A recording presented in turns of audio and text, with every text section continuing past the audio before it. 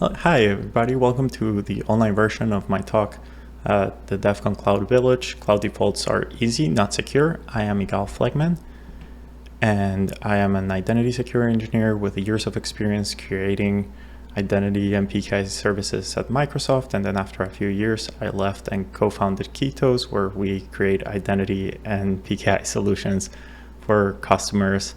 And my Twitter is Igal_FS. So if you have any questions, feel free to send them my way that way. So we're going to start the talk with a quick video of me creating a VM in Azure. And in here, I just want you to pay attention and see what are some of the misconfigurations that I created as being a novice user creating a Windows server in Azure.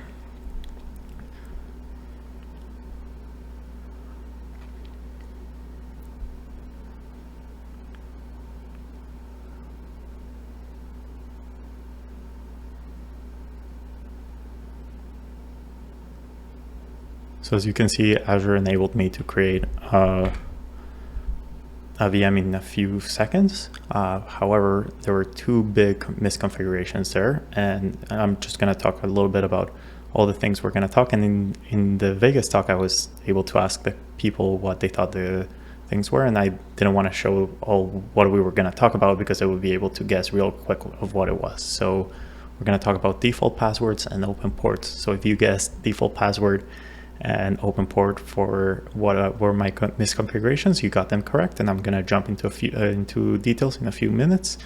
And then there's insecure cryptographic defaults as well as subdomain takeover.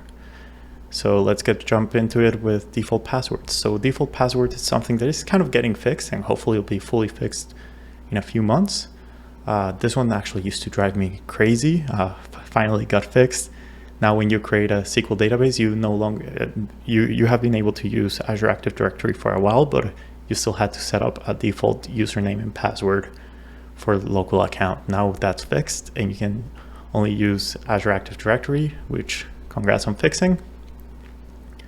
And however, VMs are still not there. So for VMs, you still have to create a default password or a default SSH key that you can use the same for all your VMs, kind of like making it a God key for all your VMs.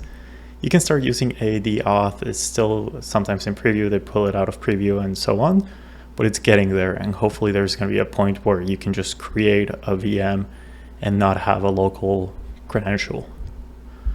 So we're getting there. And then open ports. So as you saw in the video, the port was default to be open. So I didn't have to select anything. I actually would have to have gone into networking and make it to close that port.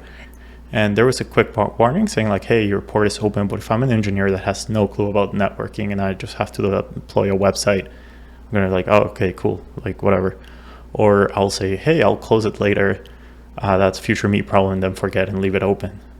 And it could be solved really easy. It could be solved by either defaulting to your current IP address, or even better, using Azure Networking JIT. So this is something I asked in Vegas, and I was like, does anybody know what Azure Networking JIT is? And only one person in the whole audience knew that it is a solution that creates just-in-time access in the network. So basically your RDP port is always closed. You go to Azure, you request access for like, let's say 20 minutes, and it will open your RDP port just to your IP address. So if it's a solution that would be kind of talked about more, and it would be great for all Azure customers to be able to close the ports and then just use just-in-time access to access the ports. You put those two together, default passwords and open ports, and it's a disaster. We actually ran a study where we opened some Azure machines and we left SSH open, and we got an average of 2.25 million SSH attempts per year. And I like saying that if your password is 1 in a million, they're going to break in twice a year. And unfortunately, we have seen that with a lot of companies that leave ports open, or there's a network misconfiguration. And people are able to force in because the engineer quickly set up a password that was short, and they're like, well, it doesn't matter because we're going to use something else. But that password stayed there, and that gives you root access to the machine. So it is very important to make sure we close our ports, and we also use security in depth by creating that identity perimeter to lock down those VMs. So the next thing is weak SSH cryptographic defaults. So in here we have the kind of like Mozilla scoring, and it gives it a D. And the reason for it is, as I said in the title, cloud defaults are made to be easy. So we have password enabled. We have a bunch of key exchange algorithms that are kind of obsolete, but they leave them open. So anybody from any computer, even if it's an old Windows machine, can SSH, because they don't want to have the problem of someone calling support and being like, I can't SSH into my Azure machine to then learn that they're running it Windows XP.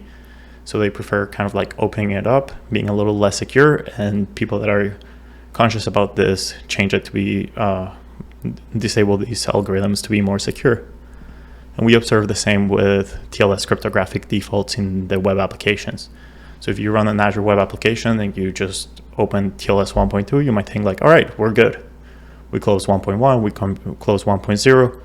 We're only using 1.2, but actually if you run a scanner, there's still 1.2's algorithms, cipher suites that are not good enough, that have been proven to be not as secure as we would want. And those ones are enabled for the same reason. If you have a Windows 7 or 8 computer, they wouldn't be able to do the secure one. So Azure kind of like leaves it open, just so you don't have the same call of like, hey, like some of my users are reporting issues with my website.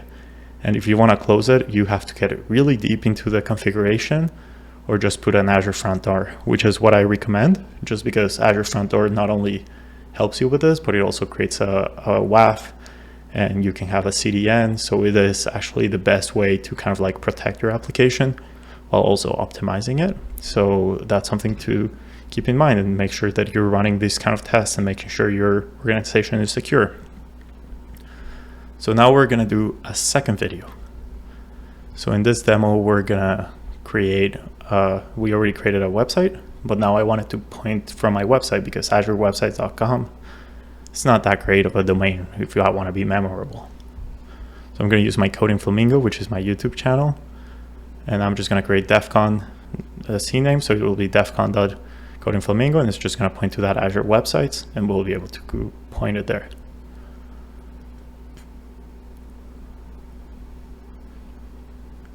So in here, I just have to type defcon.codingflamingo.com. And it's going to validate that it's pointing to the host name. And now I can add it. And the cool thing about Azure and Cloud is that it can also create a TLS certificate for me. So I don't have to worry about TLS. I don't have to worry about rotating it.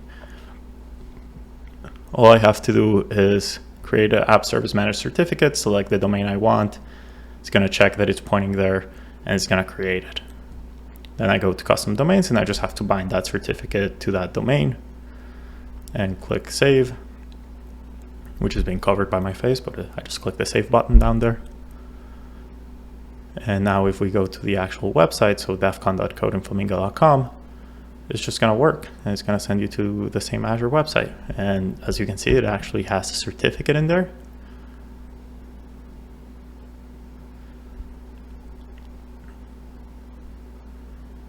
And now I'm just going to go and delete the application.